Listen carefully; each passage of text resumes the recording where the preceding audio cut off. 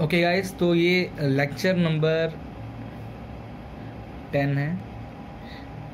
Lecture 10 है ये। Lecture 10 में हम सेकेंड लॉ ऑफ थर्मोडाइनमिक मतलब यूनिट 1 का थर्ड पार्ट हम कवर कर रहे हैं, जिसमें हम सेकेंड लॉ ऑफ थर्मोडाइनमिक्स पढ़ेंगे और थोड़ा एंट्रोपी के डीप में जाएंगे, एंट्रोपी को समझने की कोशिश करेंगे, क्योंकि सेकेंड लॉ आने के बाद ही हम एंट्रोपी को समझ पाए थे, उससे पहले हम नहीं जान पाए थे।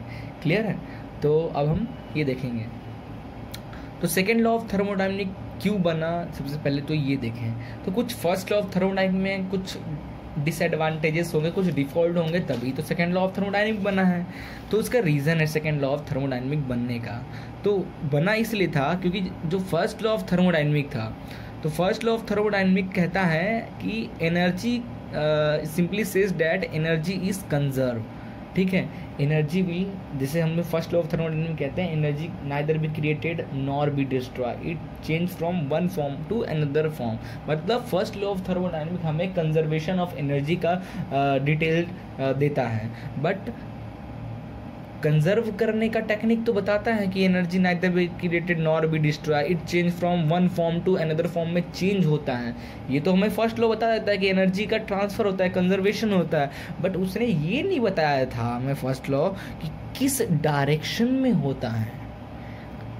अगर मैंने इस पॉइंट को यहाँ रखा है तो ये एनर्जी का ट्रांसफॉर्म होना, कंजर्व होके, फॉर एग्जांपल ये एनर्जी अभी यहाँ इतना था, ये बाद में कंजर्व होके इतना हो गया, ये हमने फर्स्ट लॉ ऑफ थर्मोडायनामिक्स बताया था। बट ये नहीं बताया था कि इसकी किस डायरेक्शन में कंजर्वेशन, इस इधर की ओर हो रहा है, इधर की ओर हो रहा है, इधर की ओर हो रहा है, इधर की ओर हो रहा है, इधर, इसने डायरेक्शन नहीं बताया था। ठीक है, वही काम हमारा सेकेंड लॉ ऑफ थर्मोडायनामिक्स करता है। वो हमारे हीट ट्रांसफर किस डायरेक्शन में हो रहा है वो हमें बताता है। कौन? Second law of thermodynamics. Clear है? और इस सेकेंड लॉ ऑफ थर्मोडायनामिक्स को हम डायरेक्शनल लॉ भी कहते हैं। ठीक है, एक एग्जांपल के तौर पे समझते हैं थोड़ा सा। अगर आपको किसी भी मॉलिक्यूल्स का सेकेंड लॉ ऑफ थर्मोडायनामिक्स, हम इसमें माइक्रोस्कोपिक अप्रोच लेके पढ़ेंगे, हम यहाँ पे मॉलिक्यूल्स के अंदर घुसने वाले हैं। ठीक है, तो जो हमारे बोल्ट्जमैन थे वो बेचारे ये थ्योरम पहले ही एंट्रोपी को समझा दिए थे। एंट्रोपी को बहुत पहले ही सब हल्ला करने लगे थे, फर्स्ट लॉ से पहले ही एंट्रोपी, फर्स्ट लॉ में ही एंथैल्पी एंट्रोपी थोड़ा आ गया था, बट कोई मानने को तैयार नहीं था, एंट्रोपी को समझने की कोशिश नहीं कर रहा था।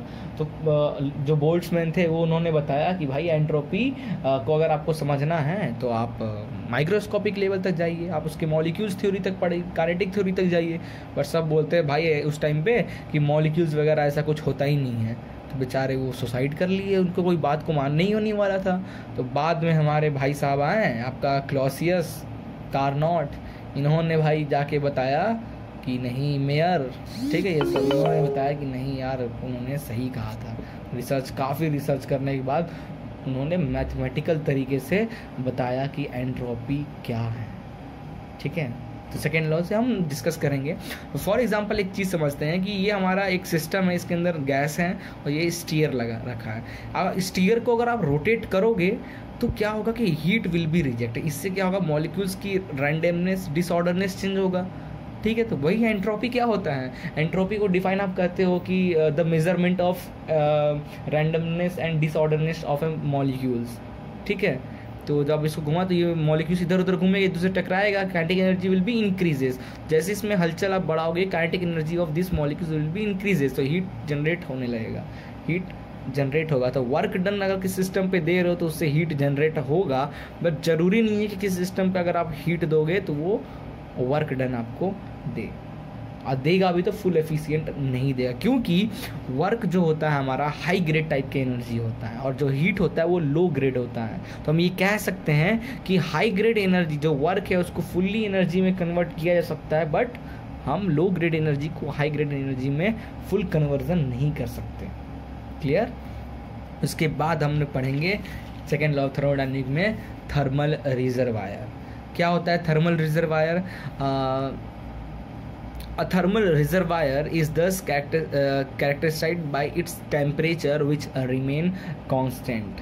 ठीक है, इसको और थ्योरेटिकल में अगर आप पढ़ना चाहो तो इसको पढ़ सकते हो कि थर्मल जो कि हीट का फंक्शन होता है reservoir is that part of environment which can exchange heat energy with a system. ठीक है, तो इन्वायरमेंट का एक पार्ट है हमारा रिजर्वायर। थर्मल रिजर्वायर इन्वायरमेंट का एक पार्ट है जो कि हीट को एक्सचेंज करता है फ्रॉम सिस्टम से, हीट एनर्जी को। It has sufficient large heat capacity, जो सिस्टम है उसका बहुत ज़्यादा कैपेसिटी हीट का। एग्जांपल के तौर पे सिंपली समझे सन, थर्मल रिजर्वायर समझना है तो इसका एग्जांपल ले लो सन या तो सी। अब इतना बड़ा सी है, ठीक है, उसमें से एक बाल्टी पानी निकाल लोगे तो कोई फर्क पड़ेगा उसको? नहीं पड़ेगा। सन का टेम्परेचर जो भी टेम्परेचर है उसमें से थोड़ा सा आप सन का एक पार्ट निकाल लो तो क्या उसका टेम्परेचर कम हो जाएगा? नहीं। क्लियर? तो क्या है, thermal reservoir is characterise by its temperature which remain constant. ठीक है, आप कुछ भी निकाल, थर्मल रिजर्वायर एक ऐसा रिजर्वायर है जिसमें से आप कितना भी निकाल लो, कितना भी आप एनर्जी निकाल लो, कितना भी हीट निकाल लो, उसमें टेम्परेचर पे कोई असर नहीं होगा। टेम्परेचर विल बी मेंटेन रहेगा, कांस्टेंट रहेगा। That's called the thermal reservoir. इसमें आता है एक हमारा हीट सोर्स होता है, एक हीट सिंक होता है। हीट सोर्स मतलब होता है जहाँ से हीट को हम ट्रांसफ़र कर रहे हैं सिस्टम के लिए, दिस सिस्टम के लिए। That's called the source. The reservoir which is eight high temperature, तो हाई टेम्परेचर रिजर्वायर है जिसको हम लोग सोर्स भी कहते हैं। इट सप्लाइज हीट, वो उसमें से कितना भी हीट निकालते जाओगे, हाई टेम्परेचर रिजर्वायर कितना भी हीट निकालते जाओगे उसमें टेम्परेचर वो मेंटेन रहेगा। और एक होता है हीट सिंक, जिसको हम लोग लो टेम्परेचर रिजर्वायर भी कहते हैं। सिंक, उसमें कितना भी हीट देते जाओगे उसका टेम्परेचर कांस्टेंट रहेगा। ठीक है, तो हीट सोर्स क्या होता है, हीट सिंक क्या होता है, क्लियर हो गया। अब हम डिस्कस करेंगे सेकेंड लॉ ऑफ थर्मोडायनेमिक के कुछ स्टेटमेंट। तो overall second law of thermodynamic के दो स्टेटमेंट हैं, एक है हमारा कैल्विन प्लैंक स्टेटमेंट और एक है हमारा क्लॉसियस का स्टेटमेंट। तो ये दो साइंटिस्ट थे, कैल्विन और क्लॉसियस, इन्होंने दो स्टेटमेंट दिया सेकेंड लॉ को समझने के लिए। एक कैल्विन प्लैंक थे स्टेटमेंट बोलते हैं, एक को हम क्लॉसियस स्टेटमेंट कहते हैं। क्या कहता है Kelvin Planck statement? Kelvin Planck statement कहता है कि the statement implies that no heat engine can have developed that receive a certain amount of heat from a higher temperature source and convert that into an equivalent amount of work। ठीक है, तो कहना ये चाह रहा है कि ऐसी कोई भी मशीन हम ना है और ना हम बना सकते हैं जिसमें हम 100% ऑफ हीट सप्लाई करें तो 100% ऑफ वर्क डन मिलेगा। ऐसी कोई डिवाइस नहीं है और इम्पॉसिबल वाला काम है। तो कैल्विन प्लैंक स्टेटमेंट का कहना है कि जो ऐसा कोई भी इंजन नहीं है, ठीक है, जो कि हीट 100% हीट लेकर 100% वर्क में कन्वर्ट कर दे, ऐसी कोई भी इंजन नहीं, दिस इज इम्पॉसिबल। ठीक है, क्लियर है? अब इसी में क्योंकि इसमें और एफिशिएंसी क्या होता है, output upon input is called the efficiency of any engine. ठीक है, तो आउटपुट क्या आ रहा है, आउटपुट आ रहा है वर्क, क्योंकि वर्क आपको आउटपुट मिल रहा है, और इनपुट क्या कर रहे हो, एनर्जी इनपुट कर रहे हो। और आप कह रहे हो कि आप ऐसा मशीन बनाओगे जितना एनर्जी आप दोगे उतना ही आपको वर्क मिलेगा। मतलब बोल सकते हो कि Q is equal to W कह रहे हो, तो Q is equal to W कह रहे हो, मतलब W upon Q is equal to W, this is equal to 1, it means 100%।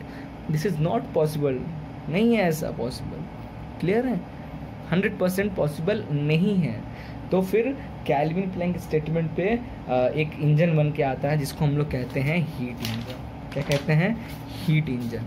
आइए हीट इंजन के बारे में थोड़ा सा हम डिस्कस करते हैं। तो हीट इंजन बना तो एक तरीके का ये डिवाइस है, क्योंकि इससे पहले कैल्विन प्लैंक ने कहा था कि ऐसी कोई डिवाइस नहीं है जो कि 100% हीट लेगी और 100% वर्क देगी, ऐसी कोई डिवाइस नहीं है।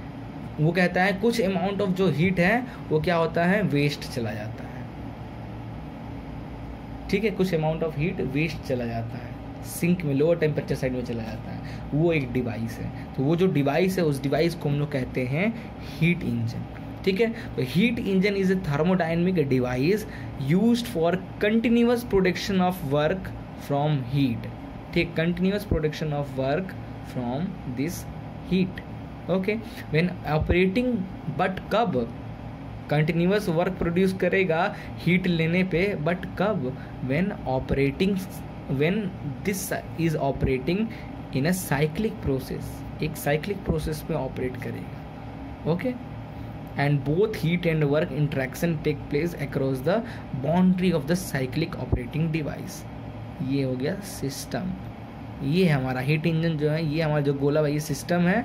ठीक है, ये boundary, this is boundary. Clear है?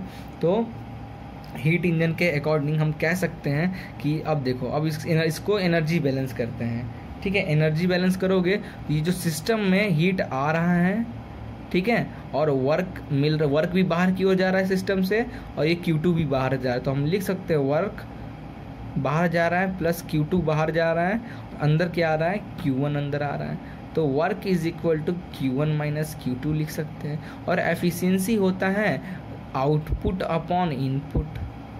आउटपुट मिल रहा है, वर्क इनपुट आप दे रहे हो हीट, तो वर्क अभी आपने बताया Q1 minus Q2 upon Q1 heat दे रहे हो इस पॉइंट पे। Therefore 1 minus Q2 upon Q1 is the efficiency of heat engine. ठीक है, बाद में हम देखेंगे कि इसी एफिशिएंसी को हम Q2 अपॉन Q1 को T2 अपॉन T1 भी लिखते हैं। हम आपको बताएंगे कि why this heat is a function of temperature. हम हीट को टेम्परेचर से फंक्शन आपको बताएंगे, उसके बाद हम लिखेंगे। अभी हम आपको नहीं लिख रहे हैं कि Q2 upon Q1 equal to T2 upon T1, ये आपको अभी हम नहीं बता रहे हैं, बाद में आपको बताएंगे। उसके बाद आया, इस डेवलप के बाद क्लॉसियस आया, और क्लॉसियस का कहना ये है कि अगर देखो, कैल्विन प्लैंक स्टेटमेंट ने हमें इंजन बना के दिया, ठीक है, और क्लॉसियस ने हमें रेफ्रिजरेटर बना के दिया, पंप बना के दिया। ठीक है, तो क्लॉसियस का कहना ये था कि ऐसी कोई भी डिवाइस नहीं है। The statement implies that heat can not flow useful from a system at low temperature to system at high temperature. ठीक है, ऐसी कोई भी डिवाइस नहीं बनी है जो कि बिना वर्क के लो टेम्परेचर हीट को हाई टेम्परेचर हीट की ओर, लो टेम्परेचर हीट को हाई टेम्परेचर हीट तक ट्रांसफ़र करते हैं।